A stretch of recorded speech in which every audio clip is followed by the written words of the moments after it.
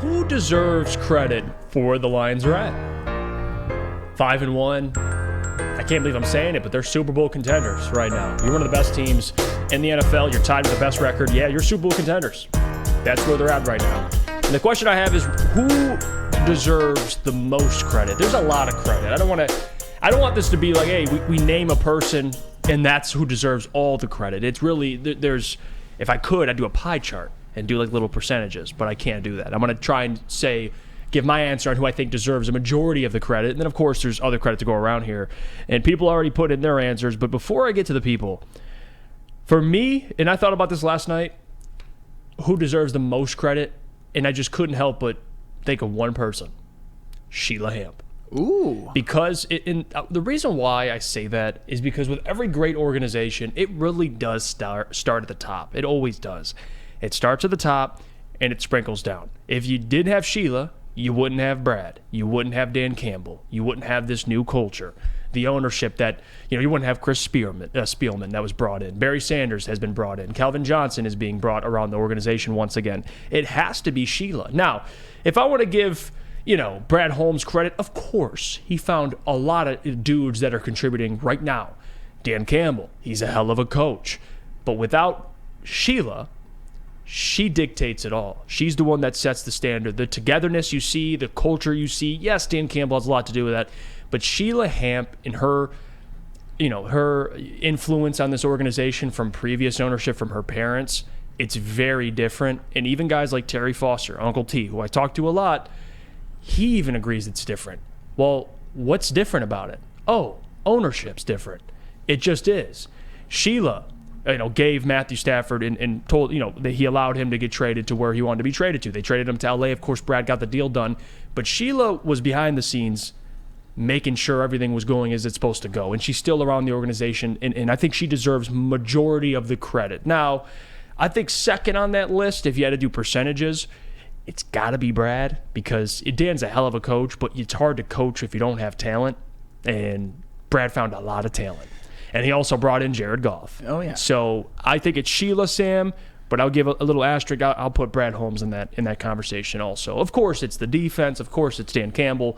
But Sheila, man, she's the thing that makes this thing go. And she deserves majority of the credit, in my opinion. Sheila, that is definitely a good one. And it's funny that you mentioned Brad Holmes because that is the guy that I was going to mention for getting the most credit for this team's success. Because we can talk about culture all we want. We can talk about that, but you can't win in the NFL unless you acquire good players. And not only just acquire good players, draft good players, kind of clean up the books of bad contracts, and then sign other good players to team-friendly deals, which they most certainly have. And the laundry list of players that Brad Holmes has acquired that have been first-round picks, free agent acquisitions, second-round picks, later-round picks, guys who are Pro Bowlers, maybe future Hall of Famers, valuable contributors to a team that is now 5-1 is just, I could go on and on and on. I mean, you start out with Penei Sewell. Penei Sewell is one of the best tackles in the NFL. He was the 7th overall pick, and this season so far has only allowed 3 pressures and no sacks, is having the best year of his life.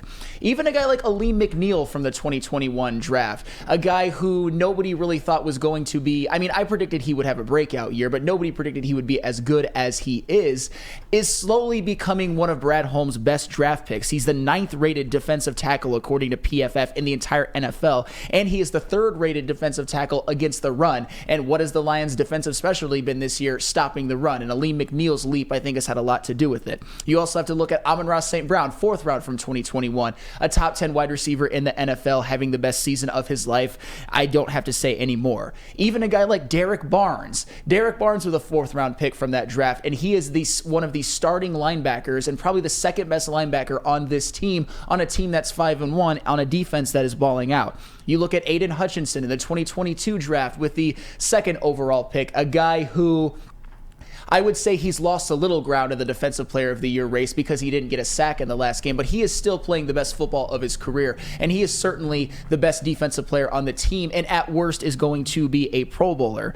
You look at Sam Laporta from the 2023 draft. He is 2nd in the NFL amongst tight ends in receiving yards after some guy named Travis Kelce. There's really no shame in being 2nd to Travis Kelce in that stat category when you're just a freaking rookie. You look at Brian Branch, who Brian Branch has been one of the best best defensive rookies in the NFL. He'd probably be in the running for Defensive Rookie of the Year if he didn't miss those 2 games. Had a couple of games where he led the team in tackles. The game at Arrowhead, he made the biggest play of the game, probably the biggest play of the season still, that pick 6 that tied the game and flipped momentum. You look at players that Brad Holmes has acquired going into this year, acquired Graham Glasgow. Graham Glasgow has very quietly been one of the unsung heroes of this team. Did you guys know that Graham Glasgow is the 3rd highest rated guard according to PFF? The 3rd. And he wasn't even supposed to be a starter, but with the injury to Vaitai and then the subsequent injury to Jonah Jackson, Graham Glasgow has had to play a very big role, and he has thrived.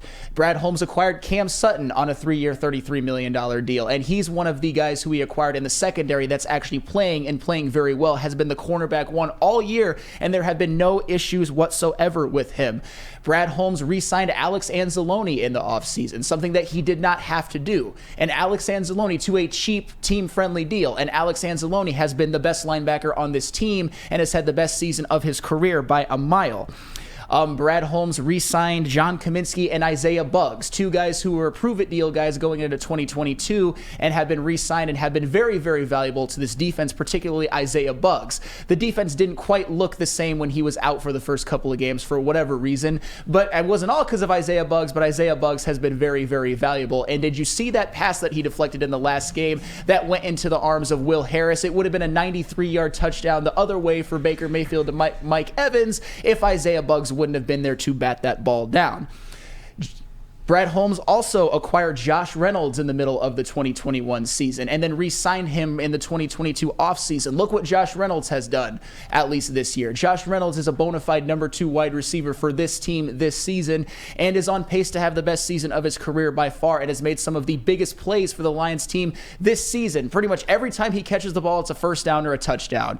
It's not just me saying it. Check the numbers. Brad Holmes also signed David Montgomery in the offseason, a guy who has been very, very instrumental to this team in winning, having 2 100-yard games, a guy that just grinds out the clock and takes the lion's share of the carries. I know that attrition has kind of worn him down a little bit, and he's going to miss some games, but still, David Montgomery has been very instrumental in their 5-1 start. And last but not least, Jared Goff, Brad Holmes, that was the Matthew Stafford trade. Jared Goff was a piece of that trade along with draft picks, and Jared Goff right now is one of the leading MVP candidates in the NFL on a 5-1 team playing the best football of his life. I know I was a little long-winded. I know that, but there's just so many moves and draft picks and players that Brad Holmes has acquired. In order to win in the NFL, you have to have talent. Yes. And Brad Holmes has acquired a lot of talent, and they're in a good salary cap position. And they're 5-1 already. Brad Holmes. Yeah, Brad Holmes is a big factor. The reason why I went with Sheila, and I want to get to JB and Mike, and then, of course, we'll read some of the comments because people are chiming in here. At least for me, going back to when the Lions were 1-6, they were 1-6, and everything felt like it was burning around us. People were freaking out. Fire this guy, fire that guy. Sheila came out and preached patience, which is something that nobody wanted to hear at the time. Nobody. Even myself, to be honest with you. But as time kind of moved on and the season continued, and they through the last 10 games, they went 8-2, and then everyone thought to themselves, you know what? She was right. Sheila Hample's right. And it's more than just her being the voice of reason. It's just what she's done in just turning this organization around and making it an actual respected organization. Like, the Lions have been talked about in a positive light more so in the last year than they've ever have in my lifetime. And it's great, JB. Who do you got? Who would you credit the majority of the success the Lions have to?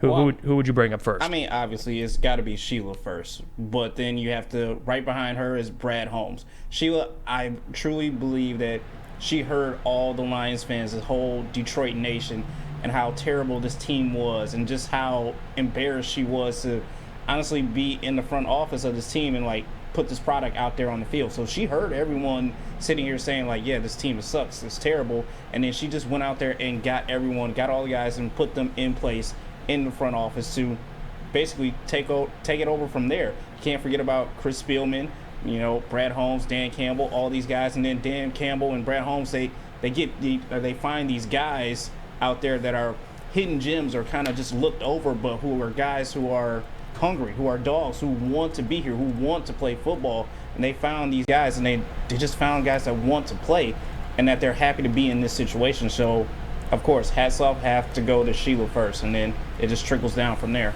What about you, Mike? What do you think? I would say Sheila a little bit, because you always got to give her credit. Before she was in the position that she was in, you could tell that she was a Lions fan and she knows about all the hard times we went through. But I'm still going to give credit to Brad Holmes, because he's got the right guys in the locker room, and that means more than anything. When you have a group of guys that's all playing for one common goal, that's really what you need as a team. So I'm going to still go Brad Holmes, but you got to give Sheila credit, because she knew what it was like to be a Lions fan before she got in that position, and obviously she's done her job up to this point, and she's going to continue to do great. So yeah, I think it's between Sheila and Brad. I think those are two great answers. I know I put at least in the poll here, if you're on YouTube and you're watching, there's a poll in the chat: who deserves credit for the Lions' success? Sheila, Holmes, Campbell, and then of course the defense. Because I put the defense there for a good reason. Last year, this offense was buzzing, one of the best offenses in the NFL. And you were still 1-6. Jared was struggling, of course, but the defense couldn't stop anybody. They couldn't stop Sam Flannel out there. Hey. So once the defense turned it around, and this year, what a difference. I mean, what they did against the Atlanta Falcons, I know they're not great teams, but still, taking care of bad teams, I think that deserves credit, because if it was a close game, we'd all have a different opinion. You hold the Bucks to 6. You hold the Falcons to 6. You shut down essentially for a majority of the game until the Packers scored a little late there. But the Packers with Jordan Love, the defense is a big reason why they're actually winning games if you go on the football field, because the defense, if you're holding teams to 6 points in this league, you're going to win a lot of football games. That's just how that works. Same with the Panthers. They dominated the Panthers defensively, of course, offensively as well. On the field, I'd go defense. And then, of course, with Jared Goff's play, that deserves a ton of credit. But if we're talking about the organization, it's got to be Sheila and Brad Holmes. And then Dan Campbell deserves, obviously, a ton of credit, because it's not just Dan for being a great coach, but the staff he's assembled. That's credit to Dan Campbell. Not firing AG last year. Promoting Ben Johnson when we all clamored for it. The man was in your organization, actually from the Patricia regime. He promoted Ben Johnson. So there's a lot of credit to go around. So just because we don't bring up a certain somebody or something else, it doesn't mean they don't deserve credit. I just think Sheila deserves a majority of it. But Brad and Dan and, of course, the defense, I think all those factors contributed to where the Lions are at right now. I do. And right now, Sheila leads the voting process, 52%. Brad Holmes at 31%, Campbell at 13%, and the defense at 4%. So sounds about right. But you're right, Sam, about the whole Brad Holmes thing. And the only reason why I mentioned Sheila Ford, Hamp, is because she hired Brad. But to your point, you can't win football games if you don't have talent. And if you're missing on draft picks, it's hard to win football games. But unfortunately for Lions fans, Brad hits on essentially every draft pick, even going up into the 7th round. It's just how that works. I don't know. I mean, and the funny thing about Brad Holmes too is I think that this year might play out that some of the draft picks that we thought that Brad Holmes hit a grand slam home run on, we're not so sure about anymore, like a Malcolm Rodriguez or even James Houston. I know that he can't really prove anything because he's hurt, but still, Malcolm Rodriguez has kind of been relegated to a backup position, by the way. Even guys like C.J. Gardner-Johnson and Emmanuel Mosley, who Brad Holmes signed to help revamp this secondary, are going to, with all due respect to them, sad about their injuries, contribute pretty much nothing to this team. But it's because Brad Holmes has drafted a lot of players to give them depth. And even you have to give credit to a guy like Dan Campbell and the coaching staff, because what did I say yesterday? One of the biggest factors in why this team is good is because they have been able to withstand injuries, and it's been next man up. And it's not like they have backups who are going to be stars in this league or anything like that. They just have a next man up mentality. The defense and the offense are schemed very, very well, and it just seems like no matter who they are missing, they don't miss a beat. A lot of that is because Brad Holmes has drafted the talent in order to give them depth, but it's not just all about talent when it comes to withstanding attrition, because the Detroit Lions have not had it easy when it comes to injuries this year, but it doesn't matter. Like it seems to matter for other teams, it doesn't matter for the Lions. I don't know if I've ever seen anything like this, a team being able to withstand so many key injuries and still being humming to the point where they are. 4 consecutive double-digit victories when in every single game the Lions have had multiple players out. And that's unbelievable. And that's where I go to the coaching. Yep. So, again, plenty of credit to go around here.